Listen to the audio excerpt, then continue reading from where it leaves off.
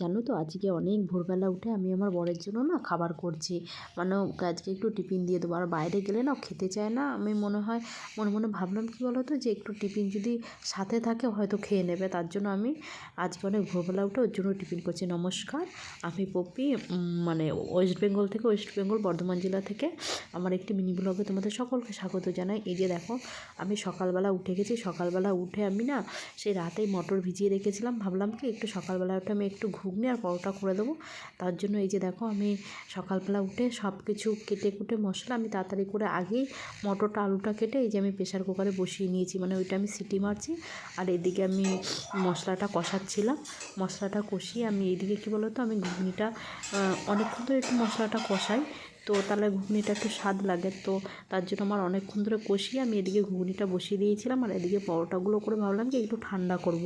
আর এর মধ্যেই যেন তোমার ছেলেটা আবার উঠে গেছে, মানে ওর কাছে আবার যেতে হয়েছে। ওর কাছে একটু শুয়েছিলাম। আর এদিকে আমার পরোটাগুলো না শক্ত হয়ে গেছিলো। আর তারপরে এই যে দেখো, আমি একটু শসা আর একটু শাকালু কেটে টিফিনে দিয়েছি। আর এই যে ঘুগনিটা টিফিনে দিয়ে দিয়েছি। আর পরোটাগুলো একটুখানি এই ছেলেটার কাছে এসেছিলাম, মানে ও কাঁদছিল, তার জন্য ওর কাছে একটু শুয়েছিলাম। এসে দেখে তখন দেখছি পরোটাগুলো একটু শক্ত শক্ত হয়ে গেছে। দিয়ে আমি ভাবলাম এটা তো আর নরম হবে কি না জানি না, তাও আমি টিফিনটা গরমটা একটুখানি ভরে দিলাম। হয়তো গরমটা একটু তাপে হয়তো পরোটাটা নরম হয়ে যেতে পারে।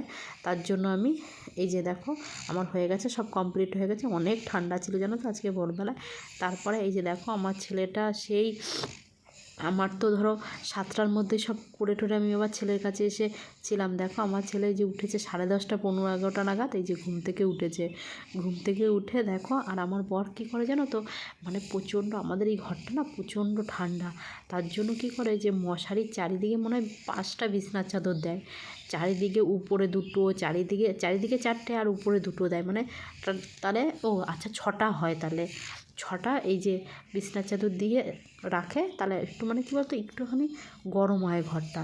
দিয়ে আমি এই যে মানে ওইদিকে আমার এদিকে আমার মানে তখন একটু বেলা করেই আমার আজকে বিছানাটা গোছানো হয়েছে। এই যে দেখো, এসে আমি ভাবলাম যে বিছানাটা গুটিয়ে ফেলি, তারপরে ছেলেটাকে একদম স্নান করিয়ে নিয়ে এসে ওকে খাইয়ে দেবো।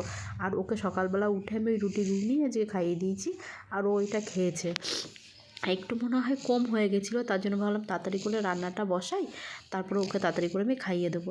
দিয়ে এইভাবে আমি তাহলে বিছানাটা পরিষ্কার করি, ঘরটা একটু পরিষ্কার করে ওকে স্নান করে একদম ফ্রেশ করে খাইয়ে দেবো। এর জন্য দেখো অনেকগুলো, শীতকালে না এমন একটা ব্যাপার, এত কাঁথা বালিশ হয়, ভাঁজ করতে করতে খানিকটা সময় চলে যায়। এই যে তারপরে আর এদিকে তো আমি কাজ করছি আর পাগলের মতন, একবার এই দিকে যাচ্ছে, একবার ওই দিকে যাচ্ছে, একবার শুয়ে শুয়ে গাড়ি চালাচ্ছে, একবার মানে ও সারাদিন এই খাটেই বেশি থাকে। এখানে গাড়ি চালায়, এই করে ওই করে। ওই দেখো, আমি একদিকে পরিষ্কার করছি, ও আর একদিকে নোংরা করছে। Thanks for watching.